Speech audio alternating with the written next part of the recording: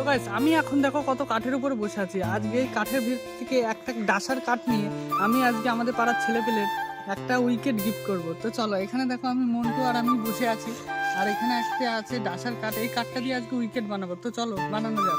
সব কাঠগুলো কেটে রেডি করার পরে এখন কাঠগুলোতে পেরেক মারতে হবে।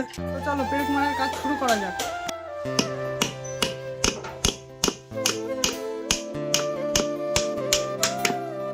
উইকেটটা আমাদের হাফ কমপ্লিট হয়ে গেছে। দেখো এখন এর উপরে একটা কাট মারতে হবে, তাহলে হয়ে যাবে। উইকেট বানানোর কাজ আমাদের এই কাঠটা জব্দ করার জন্য এখানে একটা পেরেক মারা হবে। তো গাইস ফাইনালি আমাদের উইকেট বানানোর কাজ কমপ্লিট। এখন করার দিয়ে কেটে ফেলবো, তাহলেই পুরো কাজ শেষ। দেখো উইকেট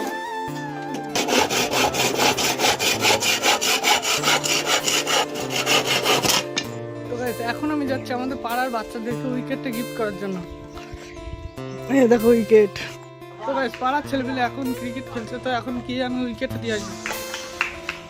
আমার কাছে থাকবে উইকেট। আমার কাছে থাকবে না ফুটবল।